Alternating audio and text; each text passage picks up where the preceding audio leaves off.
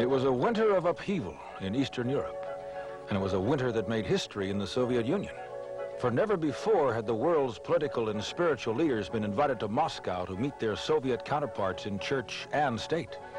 The concept and organization came from a unique private group based in New York, the Global Forum of Spiritual and Parliamentary Leaders. Dean Morton, its co-chairman, explains. It is a conscious bringing together of spiritual, religious leadership and political leadership. And there is no other forum in the world that is consciously bringing those two groups together.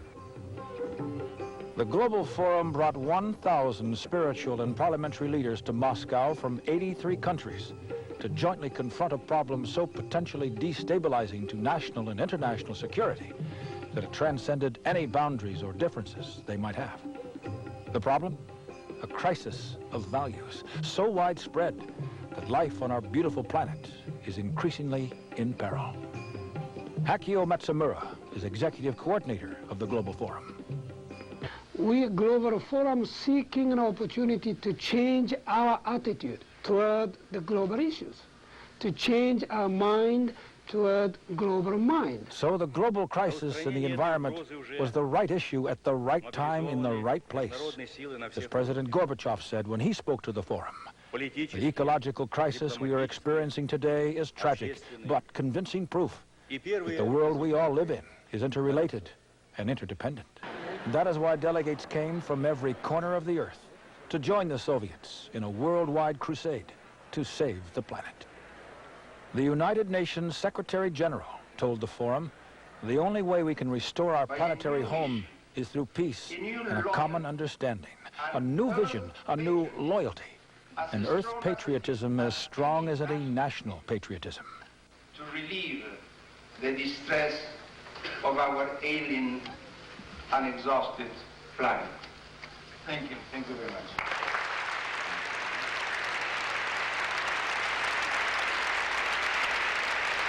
To help the planet's people help themselves, Dr. Nafis Sadiq of the United Nations Population Fund said, one key to the future will be the pace and place of population growth and distribution.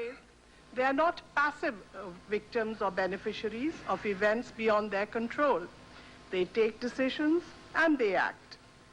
What they do will have a profound cumulative effect on the future we are discussing.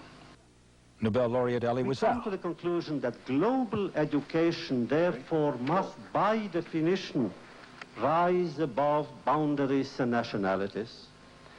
As a powerful equalizer, it must teach all children and their parents and their teachers the universality of the human condition.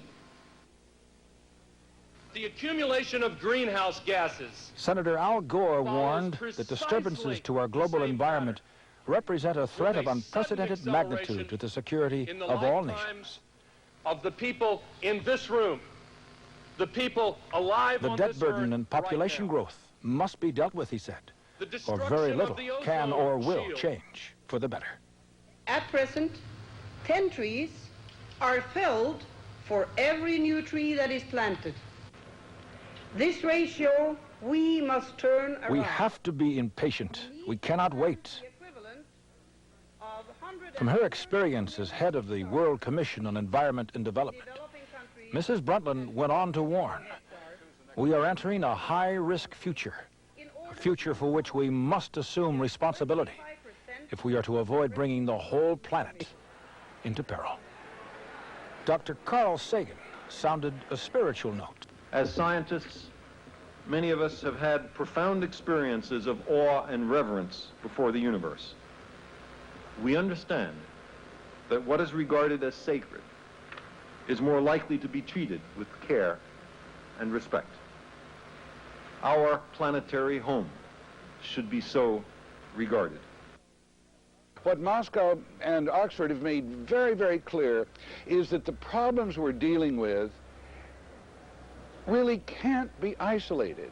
If we're talking about the environment, by definition, the environment doesn't respect boundaries. Boundaries are man-made.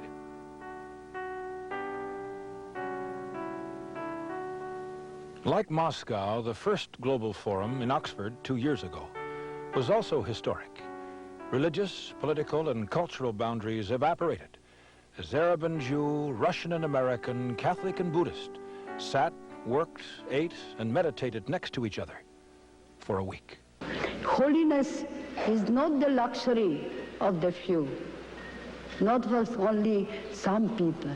It's the simple duty for each one of us.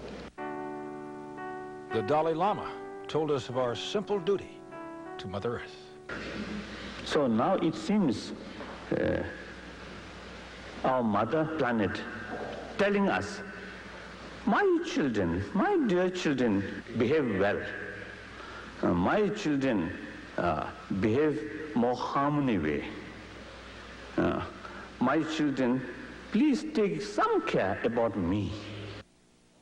To communicate the Global Forum message that all of us must take care of planet Earth, 1 billion people in more than 100 countries learned about the forum in a global radio and television broadcast transmitted directly by satellite from the Moscow conference. Good morning, good day, and good evening. Hello, Australia and Asia, North America, South America, Africa, and Europe. I'm Roland Smith. I'm a journalist. I'm a storyteller. Today, we will tell you stories of hope. Mikhail Gorbachev did for the ecology what he did for disarmament. He seized it as his issue.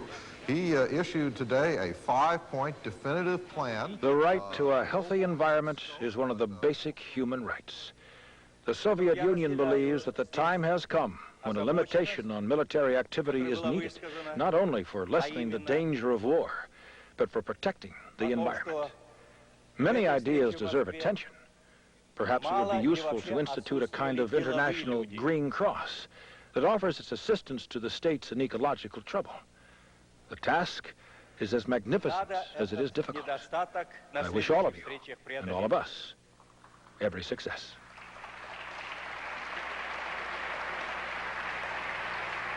For this meeting to take place in Moscow, opened by the head of the United Nations and closed by Gorbachev, was absolutely extraordinary. The directness and the simplicity and the profound intensity of conviction that he brings to his remarks is palpable. Political momentum was enormous. Obviously, Moscow was the center of I call it the typhoon, the change of the politics, international affair. So everybody wanted to make this conference a success. The work of the Global Forum has just begun. It must continue. To build its growing network both here and around the world, the Forum needs continued support. Time is short, and we need to save our environment, our planet, our home.